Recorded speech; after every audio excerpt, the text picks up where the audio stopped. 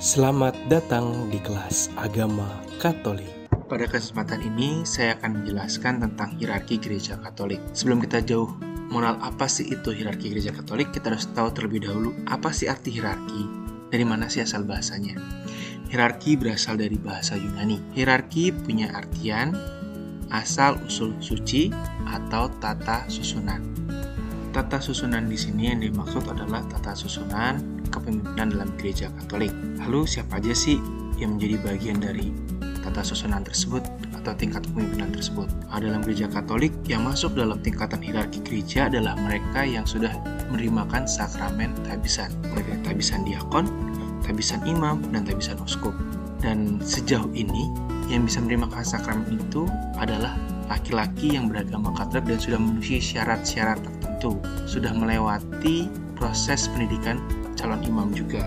Kemudian Dewan Para Uskup masuk kemana? Nah, kita perlu ketahui bersama bahwa yang namanya paus menerimakan sakramen yang terakhir adalah tabisan uskup. Jadi paus itu adalah kepala dari kumpulan para uskup dan juga paus merupakan uskup kota Roma. Pada dasarnya yang meneruskan tugas pelayanan dari para rasul adalah uskup itu sendiri. Lalu Petrus ditunjuk oleh Yesus sebagai pemimpin gereja perdana, terwakilkan oleh pribadi paus itu. Lalu bagaimana dengan imam dan diakon? Imam ini adalah wakil dari uskup untuk paroki-paroki. Rasanya agak sulit untuk seorang uskup bisa melayani umat dalam satu keuskupan. Contohnya aja Jakarta. Keuskupan Agung Jakarta memiliki lebih dari 60 paroki. Rasanya akan sulit bila hanya satu uskup yang melayani sebanyak itu umatnya. Oleh karena itu dibutuhkan bantuan dari para imam untuk pelayanan di masing-masing paroki. Tugas imam dalam sebuah paroki meliputi kegiatan pastoral, pelayanan sakramen, dan pelayanan-pelayanan bentuk lainnya, dan pelayanan-pelayanan lainnya dalam relasinya membangun dengan masyarakat dan umatnya. Pastor sendiri terbatas tugasnya, karena dalam pelayanan sakramen tidak bisa memberikan sakramen tabisan dan sakramen penguatan. Karena pada dasarnya diperkenankan untuk memberikan ketujuh sakramen hanyalah uskup, sementara imam membantu beberapa sakramen. Kalau kalian pernah lihat ada seorang pastor memberikan sakramen penguatan, itu bagaimana? Itu dimungkinkan bila seandainya uskup di tempat tersebut sedang berhalangan. Dia akan menunjuk seorang pastor yang biasanya adalah wakilnya atau disebut vikjen, vikariat jenderal. Begitu. Sementara itu, diakon tugasnya lebih terbatas lagi. Tugasnya pelayanan di altar, tapi belum memberikan sakramen ekaristi.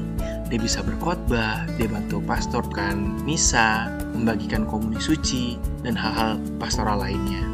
Setelah kita mengetahui peranan dari anggota hierarki yang sudah tertabis, rasanya kita juga perlu mengetahui bagaimana proses mereka menjadi bagian anggota hierarki gereja atau yang ditabiskan. Prosesnya cukup panjang, sekitar 13-15 tahun atau mungkin lebih. Ketika lulus SMP, mereka masuk seminari menengah, lalu masuk seminari tinggi, tabisan diakon, tabisan imam, 13-15 tahun dengan segala macam prosesnya. Imam diosesan dan imam parekat. Apa sih imam diosesan itu? Imam diosesan disebut juga imam keuskupan atau imam projo yang mungkin akrab di telinga kita. Mereka yang berkarya pada keuskupan tertentu. Misalnya imam projo Jakarta berarti adalah seorang imam yang berkarya seluas karya keuskupan Agung Jakarta.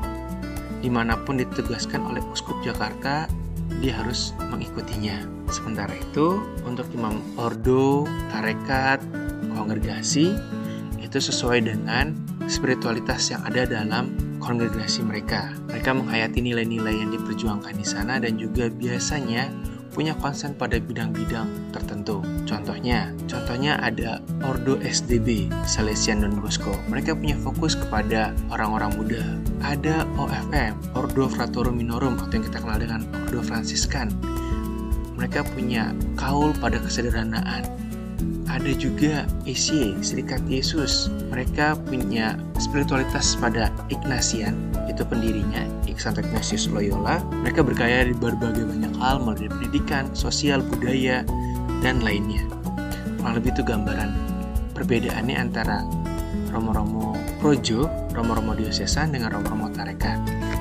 Berbagai macam bentuk hierarki, semuanya tercantum dalam dokumen gereja yang kita kenal seperti Christus Dominus yang membahas soal tugas-tugas uskup, ada juga Presbyterum Ordinis itu membahas tugas-tugas imam, juga Optatum Totius yang membahas tentang pendidikan calon imam. Semuanya itu gereja berdasarkan tradisi yang tertulis dan juga bentuk-bentuk pengajaran. Di kitab suci pun tertulis pada Injil Yohanes bagaimana proses penerusan hierarki gereja, proses penyerahan kepemimpinan gereja dari Yesus kepada Petrus lalu kepada penerus-penerus yang lain. Dalam gereja Katolik, kita mempunyai corak kepemimpinan yang agak berbeda. Sistemnya nggak seperti jenjang karir pada pekerjaan pada umumnya gitu. Jadi dalam gereja Katolik, semakin tinggi tingkatannya, semakin besar tugas pelayanannya. Maka tadi di awal saya katakan tugas uskup lebih banyak dibanding tugas imam, tugas diakon. Lalu itu juga bentuk pelayanan yang harus dikerjakan dan dilaksanakan oleh seorang uskup.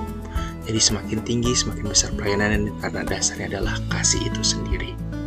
Berikutnya kita bisa melihat peranan awam dalam gereja Katolik. Pertama-tama, apa sih itu awam dalam konteks ini? Kaum awam adalah semua orang beriman Kristiani yang tidak termasuk golongan yang menerima tabisan suci atau status kebiarawanan yang diakui dalam gereja. Itu yang tercantum dalam Lumen Gentium artikel 31. Sementara itu, dalam definisi teologisnya, awam adalah warga gereja yang tidak ditabiskan. Jadi, kalau dalam definisi teologis ini, suster, bruder itu juga termasuk karena mereka tidak ditabiskan. Mereka mengucapkan 3 janji mereka, 3 kaul mereka. Sementara dalam definisi tipologis, awam adalah warga gereja yang tidak ditabiskan dan juga bukan biarawan-biarawati. Itu berarti kita-kita ini yang memang tidak mengucapkan kaul, juga tidak ditabiskan, atau mungkin belum ya, begitu kurang lebihnya. Lalu kira-kira kenapa sih awam dibutuhkan dalam membangun gereja? Awam dibutuhkan karena banyak hal-hal yang tidak bisa dikerjakan oleh seorang rohaniwan atau anggota hierarki itu sendiri. Banyak hal-hal yang perlu dikerjakan oleh orang awam seperti kita. Peranan awam dalam gereja sering dikenal juga sebagai kerasulan awam. Ada yang internal, ada yang eksternal. Yang internal itu kepada pembangunan jemaat yang seperti biasa dilakukan oleh para imam, para rohaniwan. Nah, kalau untuk awam itu ya membantu tugas mereka yang ke dalam, sementara tugas awam lebih banyak yang keluar, yang eksternal. Jadi ya yang berkaitan langsung dengan kehidupan dunia, baik yang di kehidupan ekonomi, bisnis, politik, bahkan militer, ranahnya kaum awam yang berperan di situ. Selain itu, sebagai kaum awam Katolik, kita juga menjalankan tugas yang sama seperti tugas para anggota hierarki, meski pelaksanaannya berbeda. Kita juga punya tugas sebagai imam, sebagai raja, dan sebagai nabi. Tugas untuk menguduskan atau tugas imam, tugas memimpin atau tugas raja, terus tugas menjadi seperti nabi atau tugas pewartaan.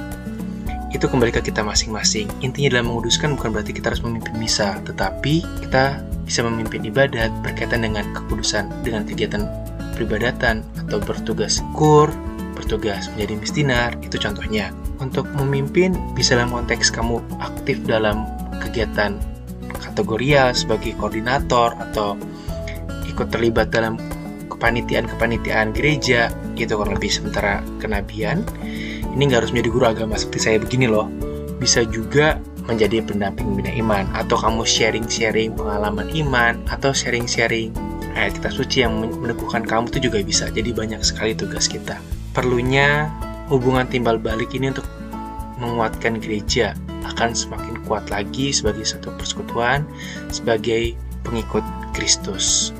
Demikian penjelasan saya terkait materi bab 3, yaitu tentang peranan hierarki dan awam dalam gereja Katolik. Terima kasih dan tetap percaya dalam iman.